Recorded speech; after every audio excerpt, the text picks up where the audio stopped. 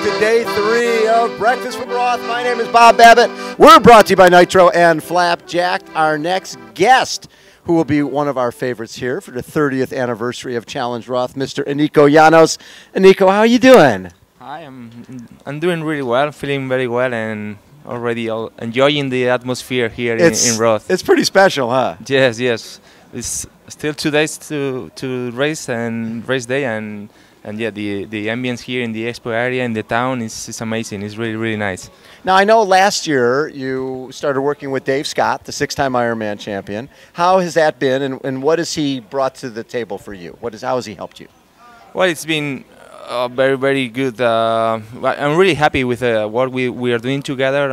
Last year was our first year working together, and obviously first year is always a bit difficult to adapt to a new kind of training, but I have a very good adaptation, good communication with Dave, and yeah, the training has been a little bit different from what I was doing before, yep. But obviously worked very well last year.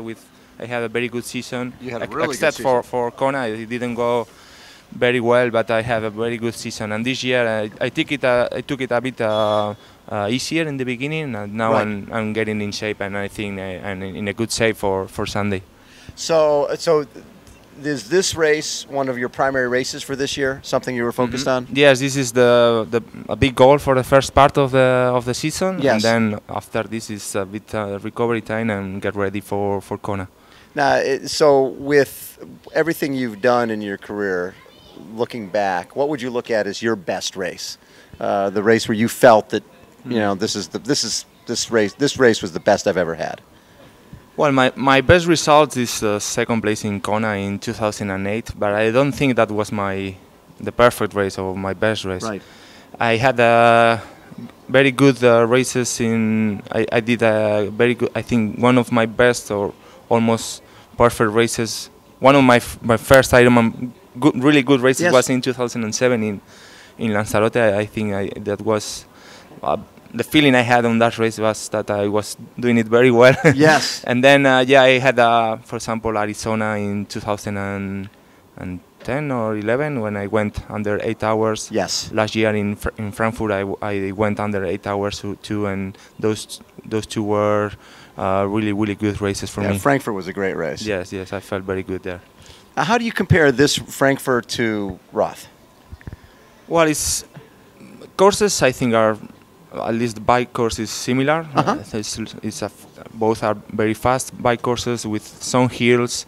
It's not flat because people think that always because it's a fast course, but it's not flat. Right. You see the grading and the solar bear, and you have 3, 4. There's a lot of climbs on each lap. Yeah, hills, but then yeah. You have long descents also, and the road is very nice, so the bike rolls really easy, and at the end of the day you go really, really fast, and then if conditions are good, especially. But there are similar races, but here I think that being in Roth is a small town is.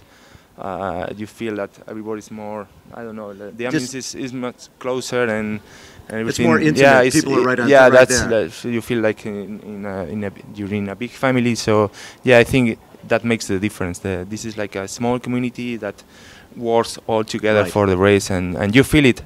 And you feel it on race day with all the people cheering on all the roads. The solar bear is it's crazy, incredible. You don't see that. You don't see that even in the Tour de France. No, yeah. So it's in triathlon, in long distance triathlon, it is of course one of the best races. So when I look back, you won the races. Well, in 2006 when you finished 5th in Ironman, and that was your first time yes. there. Did that surprise you to finish so high first time out?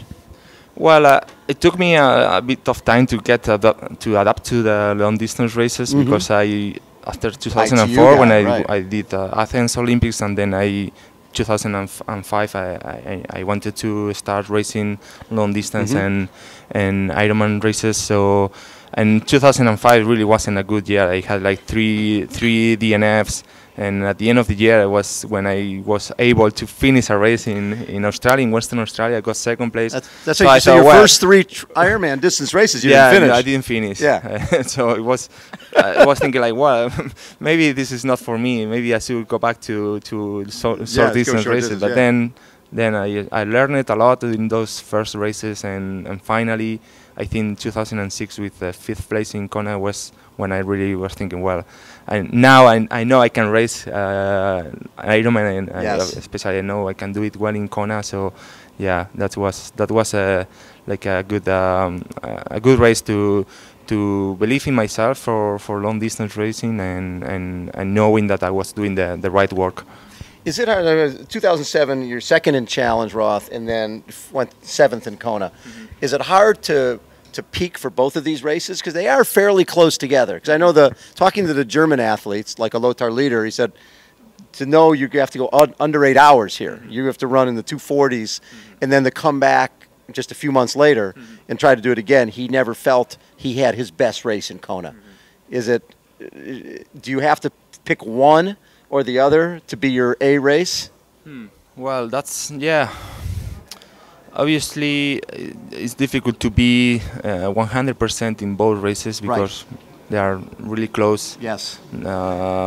But I feel like I'm okay here. I'm in good shape, but maybe I still have a bit more to do. More. Yeah, and I save that for later. I mean, I want for me this year, Kona is the big goal. So, but I also want to do very well here. So I'm in good shape. But I think that if I take a good recovery after this race, I still have more to give, because the first part of the season I took it really easy. Yes. So I think I'm still very fresh, and I can do this race very well here, race fast here, and being in a good shape for Kona. When I look at the field here, between James Kanema and yourself and Dirk Bockel and Joe Gamble, it goes on, the list goes on. This is a very deep field, for probably a deeper field than we've seen at this race before, don't you think? Yeah. And a lot of good triathletes, and it's going to be a fast race, because I think we are all like 5-6 triathletes with similar skills, similar kind of racing. We are not super cyclists or super runners, but we are all more or less good in the good bikers, good runners. So it's going to be, obviously, at the end, it's going to be a very interesting race to watch. It's going to be a hard, tough race to race, but it's going to be really interesting to follow this race on Sunday. What's interesting is I don't think there's anybody in this race with the background you have who's been a two-time Olympian, who's won XTERRA Worlds. What did you go 3 times? Yes. 3 times XTERRA World. So you've been so diversified in your skill set. And is that something you pride yourself on, the fact that you can be good at all sorts of different distance, or over the years, being on 2 Olympic teams, winning Maui 3 times, and winning Frankfurt and the other events you've done, finishing 2nd in Kona. I mean, that's about as diversified a background as anybody I've ever seen in the sport.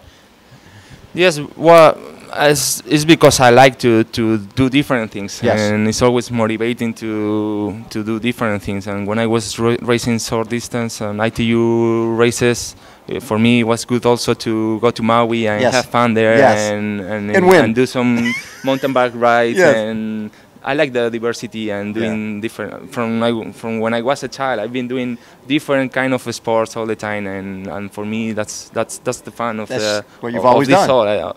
Now I'm focused on Ironman, and I want to do well in this distance and these races. But if I want to go for a mountain bike ride once a week, I do it because I like to try different things, and you still working out and training, and so I think I have a long career, but it's because I think I took my time to also to do different things and to have fun, because if not, it's impossible to stay doing all these years in racing and training. So it's good to diversify and do different things. It's good mentally. Good for you. Yeah, it's good. Mentally, it's very good. Well, thanks for taking time coming out with us. Okay.